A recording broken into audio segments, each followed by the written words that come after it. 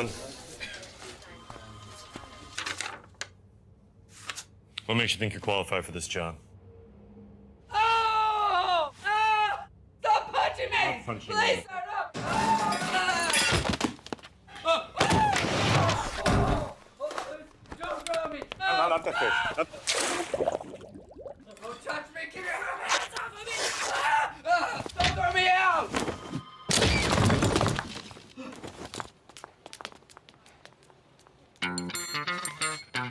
Next. Here it is, huh? Get it? Bring it! Get in the groove, it's easy. Just let your body move. I'm a love guru, your mother won't. Hi there, and welcome back to Empowering Empathy. Got Mike here, got Brian over on this side of me. This is a show where we talk about the power of compassion, personal growth, and professional success. Sometimes we get personal, sometimes we talk shop, sometimes a little bit both. Today, we're going to talk a little bit about how to find a job in a recession or during tough times. And Brian, what do you think? Should we act like that guy? Yeah, actually, if you can, if you can find a couple of buddies, that is how you go find a job in today's slow economy. Yeah, blackmail, right? Yes, exactly, exactly. I don't think they blackmail; they just scared the crap out of all the other candidates. Well, yeah, fair enough. Yeah. No, today actually is super important because, Pete made a statement in one of our last sessions that when we know the economy is slowing down is when some of our hiring managers or some of our previous consultants come back to us and they say, hey, I'm looking for a job. And part of this empowering empathy piece, having empathy, is the people that have fed us over the years, the hiring managers and even the consultants that have entrusted us and provided us revenue and put food on our plates for our families. I have a strong keen of helping them. I really want to help people find jobs in IT and throughout the whole. This really just isn't an IT talk. It's really about anybody that's out of work, that's looking for work. And so, yeah, this is about a way of trying to give back and do that. I mean, we've all been there, right, Mike? We've all been in between jobs and it kind of sucks, right? It does indeed. Yeah. Feel like you can't quite find your footing. Don't know what's around the corner. Yeah. I mean, I was there in 2001. I was there in 2008, 2009. And so, you got mouths to feed. It's not fun. It's some of the most stressful times. But what I will say, spiritual on you a little bit here, is that I don't ever want to go back to those times. But I really do thank God for those times because they have made me who I am. Yeah, you learn a lot. We talked about that in the past a little bit. Yeah. But anyhow, this conversation really is about helping my brothers and sisters who are out of work right now, or who are just miserable with their job right now, candidly speaking, or just underpaid or overworked and they need to find some other gig. And so I gave this presentation, Michael, a couple times to job search organizations throughout the years. So I'm going to be looking over here, looking at my little presentation, but I'm going to try my best to talk to you. But I don't know, Michael, I just, not to put you on the spot, but I'm just kind of curious, you've gone from, you've always been in the marketing kind of world, but you jumped out of the insurance industry over into our industry. Was there a little gap there from time to time that kind of stressed you out like that? Well, when we sold our insurance agency after working there for 15 years. The partners and I decided it was time to move on. Yeah.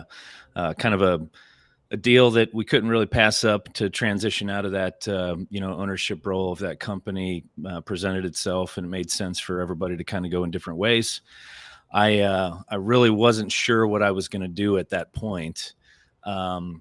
I'd obviously been managing and running the insurance agency as a partner, but marketing was one of the hats that I was wearing. So that kind of translated into that being an opportunity for me. That's right. And, I just decided, hey, I've been an entrepreneur, for the last 15 years, and I'm just going to go venture out on my own and do the marketing thing. So that was a little scary at first, because but think where am about I going to it. get clients? That valley. How are we going to perpetuate that? So Yeah.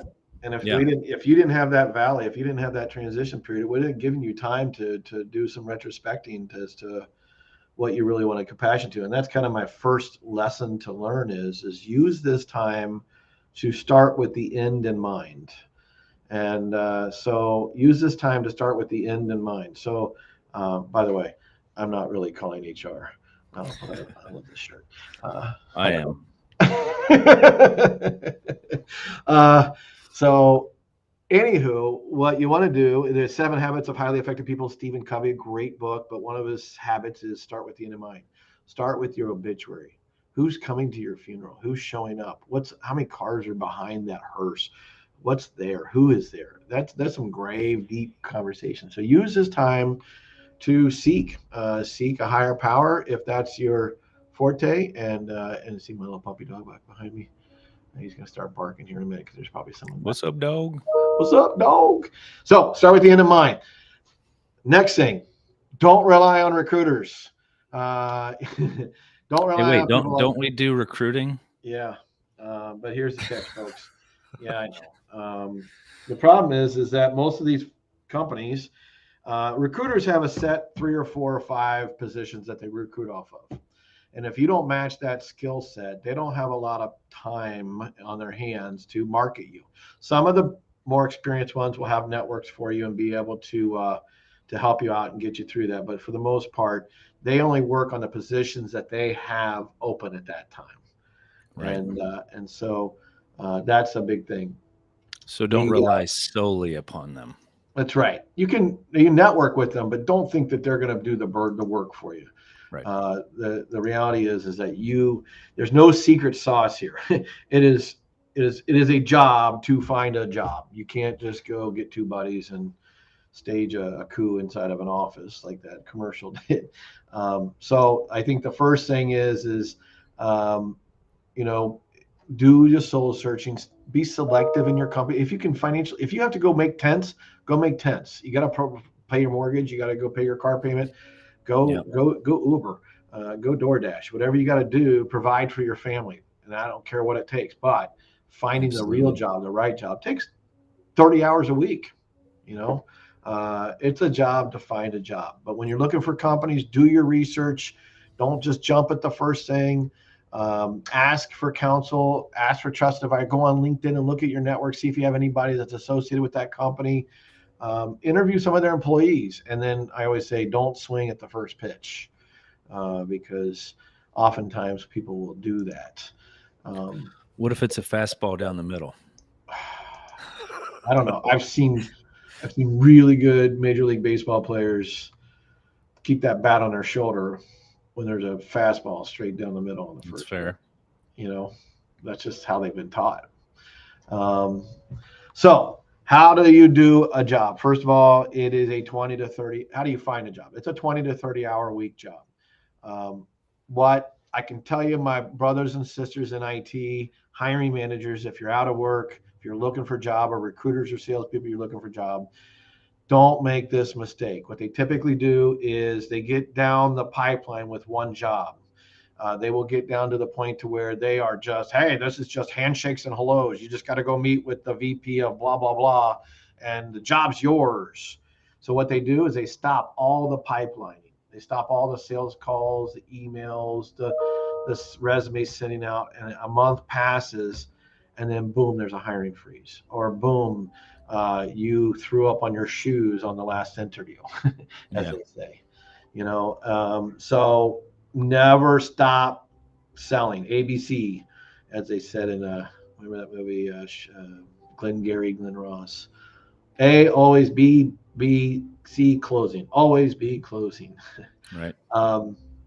Get past the gatekeepers is another area. You got to set up a goal every day to where you want to measure your KPIs. What's your goal on how many LinkedIn connections are you going to use? LinkedIn's job searching capabilities. I think it's $50 a month or $40. I think it's free for the first 30 days. I don't know. But it's a great tool. Use a CRM or use an Excel spreadsheet. Keep track of all your folks. Make sure that you hit these people at least 3 times every time that you send out a job. network with people. Find 10 people that you know. Is there 10 people that you know that are in your industry that you haven't talked to in 5 years? Do they know you're looking for a job? Do they have a PDF version of or a Word version of your resume in their inbox? Have you connected to them on LinkedIn lately? Have you hit them up on Facebook at all? You got to use your network. 30 hours a week. You got to use this as a sales job. So 20 hours a week, get past the gatekeepers. Let me teach you one technique real fast. This is a really cool technique.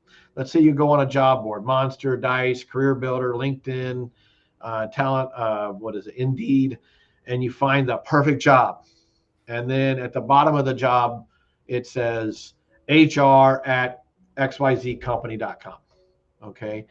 You send your resume in, it's going to go to someone from HR, a recruiter, and it's Or going directly into an ATS or something. and directly in an ATS, and some tech software is going to screen you out. Right.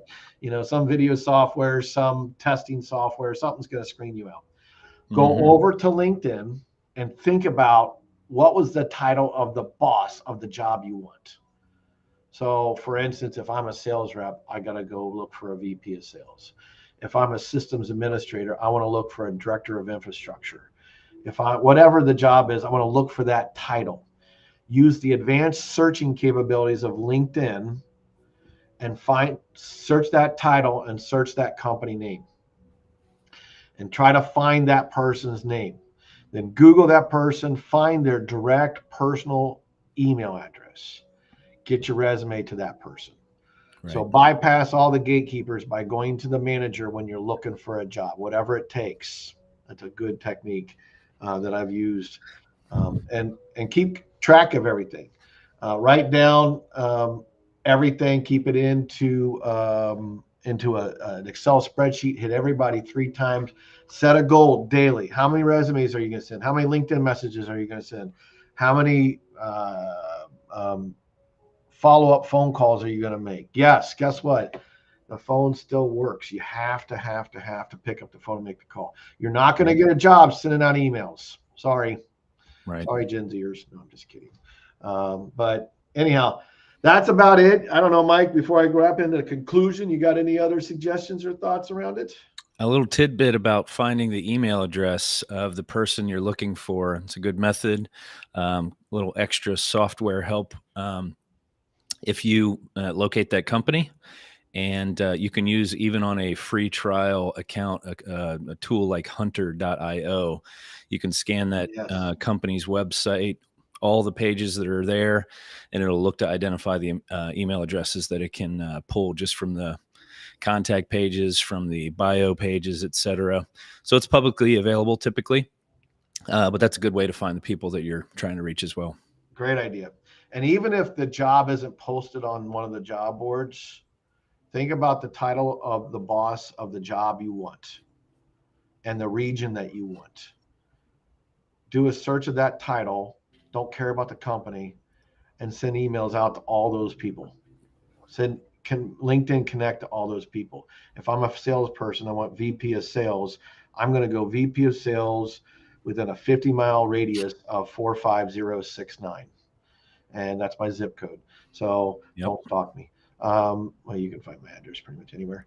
But then, do those people have your information? Are you connected to them on LinkedIn? Are you asking them for a cup of coffee? That's another thing. The dog really wants to go outside, so I only got like 2 more minutes. See that dog right there? Sorry, my ADD's kicking in. All right. Oh, good. So, we love dogs. Here we go. Last bit of conclusion. I'll wrap it up. 1, start with your obituary.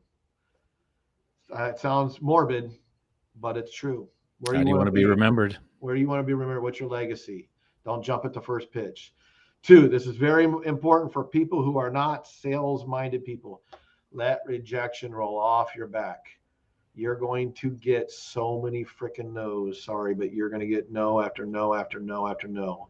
Think about the home run record hitter of the world, which is Babe Ruth still, I believe, because the other 2 guys cheated. They took steroids. No. Yes. Hank didn't cheat. Oh, Hank Aaron is the home run hitter now. You're right. I'm thinking of Bosa and is that his name? Those two Bonds. guys. Bonds, yeah. So That's a anyhow, whole other conversation. think about how many times they channel. struck out in order to hit A lot. 100 home runs. Yeah. A ton. 3, enjoy life. Don't stress out everybody in your life. It's going to be a miserable time. Don't go to any escapisms like alcohol, like bad habits, anything like that. Work harder than your competition. This is a freaking job. Don't lose faith. Go 30 hours, 40 hours, 50 hours a week. Be persistent. Be consistent. Be yourself.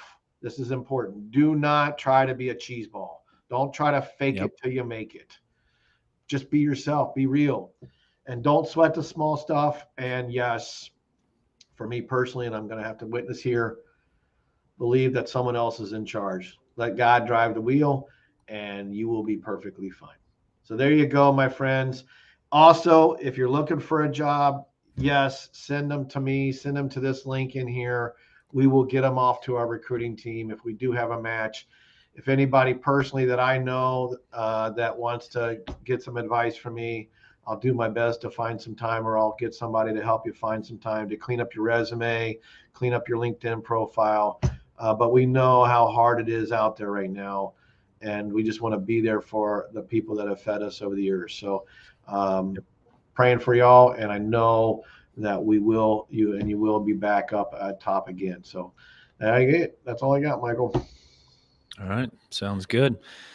Good place to segue on to the next topic. So we'll let it go there today. And so be sure to join us next week, same time. This has been Empowering Empathy, and we will see you then. Peace and love. Bye, guys.